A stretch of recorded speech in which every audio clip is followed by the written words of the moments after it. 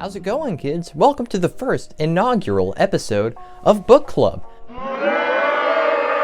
I'm so glad that all of you could join me today. You all look beautiful, except for you. You're really ugly. I am so glad that I've decided to dedicate my channel to making a book club because literature is one of my closest loves in my life. I adore books. I adore reading books. I adore analyzing books. Novels are amazing.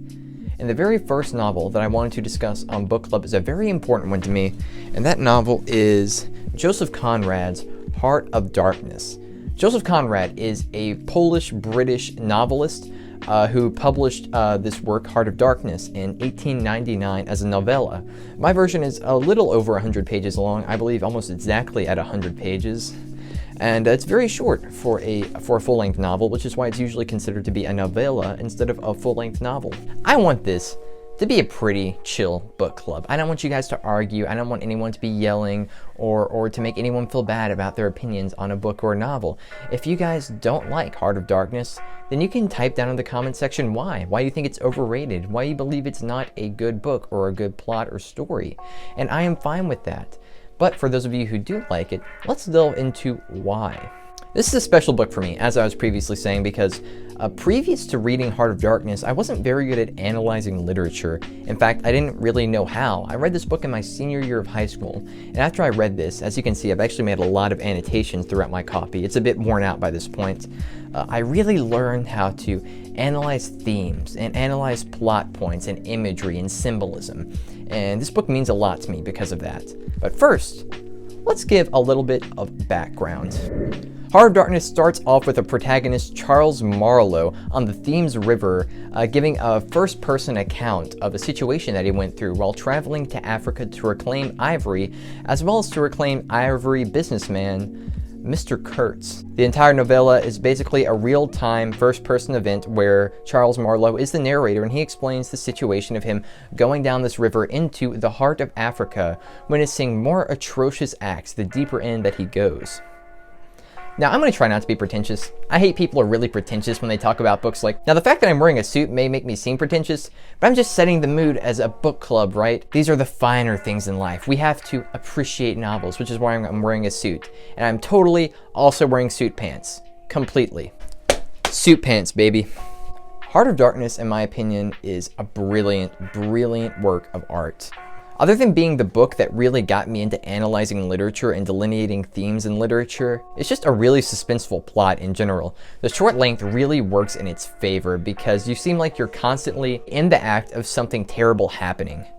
You're always in motion. You never seem to rest as you're constantly on the edge of your seat throughout this novel, wondering what else is going to happen to mess up Charles Marlowe's plans and the business that he works for to reclaim all this ivory. This novel works as a thriller, it works as a suspense novel, it works as a horror, as a work of horror, and as an action novel. It's very diverse in its delivery. Another thing that's worth mentioning is that this is one of the very first modernist novels ever written at the time.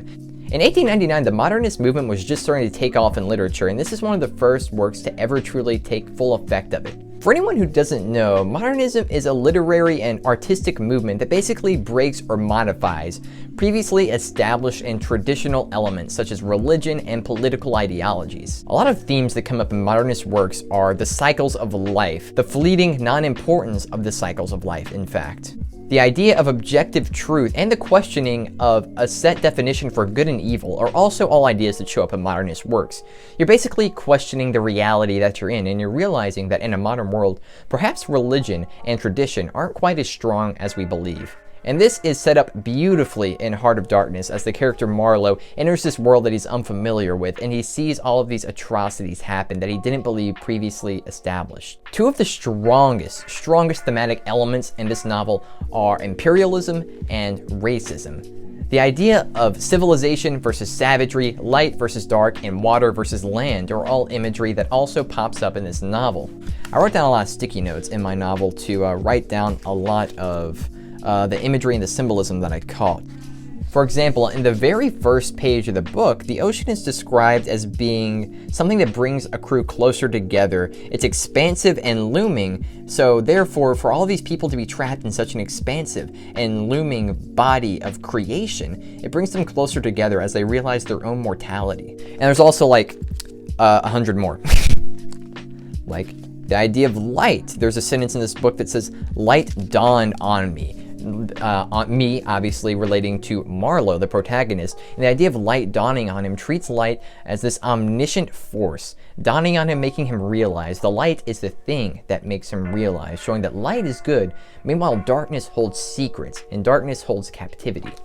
One of my favorite themes in Heart of Darkness is how Joseph Conrad basically compares civilization and savagery and shows that they're really not that different at all. You have civilization, which is displayed through a bunch of European businessmen coming to collect ivory and coming to just root ivory out of the heartland of Africa. And you compare them to the quote-unquote savages, which are mostly African natives who have been enslaved to help get up this ivory that is on the homeland that they have a natural right to as they were born there. You have these savages who are called cannibals. They're called godless heathens. And they're basically infer that they're lesser than the white men as the white men come in and enslave them. But as you go further and further into the novel, you meet more and more white men that are morally bankrupt, who don't seem to have a very strong grasp on what civilization is either, until you get to Kurtz.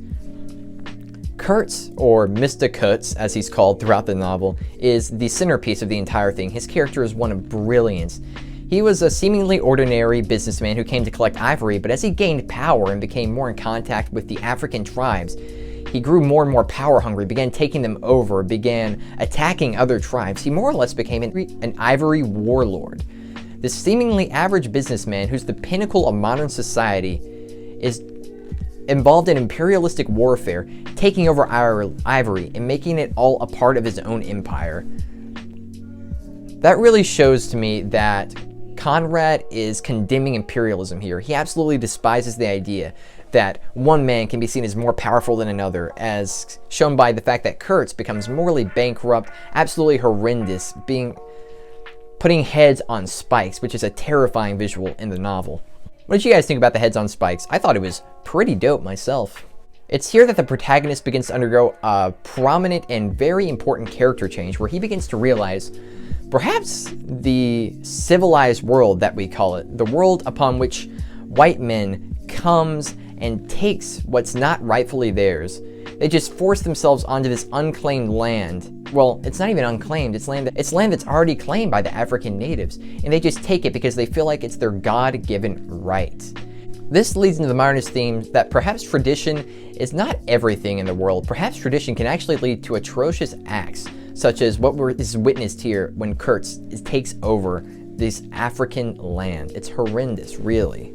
Conrad condemns racism, he condemns imperialism, and he condemns the idea of civilization, because my absolutely favorite part of this novel, the theme of civilization versus savagery is my favorite theme, but my favorite part of this novel comes at the very tail end of it. Kurtz is dying. He has been injured through the wars that he's been raging against the African natives. And as Marlowe's able to get him onto the boat, and these men are trying to take him back to quote-unquote civilization where he quote-unquote belongs, Mr. Kurtz looks up at Marlowe, and his dying words are, "The whore, the whore." Iconic words that have been uttered before in many countless pop culture references. But it's really disturbing because no one really knows what the whore is. My personal opinion and my personal take, I don't know what you guys think. Feel free to comment down below what you guys think. This is a club. I'm open to all opinions. My personal belief is that Mr. Kurtz was talking about the intrinsic nature of humanity. Kurtz looks at humanity and he's saying the whore because he realizes we're all the same. He realizes he's been corrupted by power. And he believes that all men are able to be corrupted by this power. And he, who he previously thought to be a shining, regular man, a modern, upstanding individual in society, was corrupted and became the very thing that he feared, a savage, ruthless, murderous warlord. And he dies knowing that he became the very thing that he hated. And Marlowe, the main character, comes to realize, wow, men are corruptible, very corruptible, and men also have an intrinsic darkness where they desire power. Very modernist themes that display in this work. It's absolutely beautiful. I love it. What was your favorite part? What about you, Betty? What did you think? What about you, you ugly son of a... And then we get to the tail end of the novel where Marlowe has to talk to Kurtz's wife, or his beloved. Kurtz's beloved asks Marlowe desperately what were his last words. She just wants to know what his last words were. And Marlowe, realizing that if he told Kurtz's wife what his last words truly were, she would be horrified at all the acts that Kurtz did. So Marlowe lies and said that it was your name. But did Marlowe truly lie? Because once again, when we look at the themes of this novel, the horror. What is the horror? It is the hypocritical nature of mankind to believe that it's regular and civilized, when in reality, they have dark, evil desires. And here we have Kurtz's wife, a woman who's pretending everything is okay, pretending like her husband wasn't a bloodthirsty warlord, and asking Marlowe what his last words are. And he says, your name, showing that this woman is an example of the whore, pretending as if she's just as good as anyone else, pretending as if mankind is good, when really, we're not good. We're flawed, evil human beings. And that's Heart of Darkness. Lovely story, right? And that's modernism also, in a nutshell. Modernism does not have happy endings. It's not a romanticist novel. It's not a romanticist movement. It's a post-romanticist, post-Victorian movement where the characters usually don't end up happy. They usually get revealed a truth to them. I believe that truth is a very important factor in modernism. The main character usually undergoes a period where they realize the truth. It dawns on them. They have a, what's the word, guys? No, that's not the word, actually. Epiphany. Epiphany is the word that I was looking for. Try better next time. They undergo an epiphany where they realize that tradition is not right, and they have to embrace a new way of thinking that usually goes against religion, goes against traditional moral values, and it goes much further than romanticism. That's what I like so much about Heart of Darkness. It's a bit of a difficult, a bit of an opaque book to get into just because of how deep it delves into these themes. Like I said, I wrote down a ton of themes here. Water versus land, light versus dark, civilization versus savagery, the group, the collective group versus the individual. It's brilliant. It's an absolutely brilliant work of art. There are very few flaws I could find with it. I will admit that even though I say it does fit in a lot of action into a very short period, I think if you lengthened it to a full novel length by about 50 more pages, you could have really gotten a lot of more characterization into both Marlowe and Kurtz. My one flaw is really that we didn't get to know Kurtz very well, other than the fact that he was a bloodthirsty savage in the end, and that he was a good man in the beginning. But you don't really get to know any of those factors of him being a good man. There's no scene where you see him being nice. There's no scene where you see him being charitable to anyone, or at least him being normal. You just hear stories. And while the stories of the horrible things he's done does very well to set up the tone, the beautiful gothic tone of Heart of Darkness, you never hear anything about him being a good man, really, so it makes the shocking revelation that he's a horrendous person not as strong as it could have been. Still, I love Heart of Darkness. It's one of my favorite novels, and it has a special place in my heart of darkness, because it really showed me how to delve deep into literature and how to analyze it in a significant and meaningful way. I'm going to give Heart of Darkness, personally, a 9.5 out of 10. We are doing decimal places, baby. 9.5 out of 10.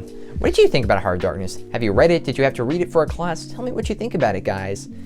And I'm also going to give a recommendation. This is something I'm going to do for my channel because I want to give you guys a recommendation for a novel that I believe is similar to Heart of Darkness. If you guys liked Heart of Darkness, then you should really check out Headhunter by Timothy Finley. This is a wonderful novel that I had a chance to read over my winter break. It's actually a retelling of Heart of Darkness from the perspective of two psychiatrists in Toronto. It's almost postmodern. It references Heart of Darkness a lot, but it takes the characters from Heart of Darkness and it takes a lot of the themes of Heart of Darkness and puts them into a postmodern context. We'll talk more about postmodernism later, but if you liked Heart of Darkness, I definitely recommend Headhunters. Timothy Finley did a wonderful job with this novel. And also, obviously, I'd recommend Apocalypse Now, which is very strongly based off of Heart of Darkness. And yeah, check that out too, guys. It was wonderful to talk to you. I love you all. This is a wonderful book club, and I hope you guys will be back next week to talk about our next book. And do we have any recommendations for our next book? What's that? No one's actually in the room? Well then, I guess I'm going to have to pick. And that book is going to be... Hey, sorry for the drastic audio quality change, but it took me a bit to decide on what book I wanted to discuss. The book that I do want to discuss is going to be White Noise by DeLillo. So be sure to check that one out, guys, because I will be talking about that next week. Be sure to read that before next week happens, and I'll see you right here on the channel. Thank you. Love you. Bye-bye.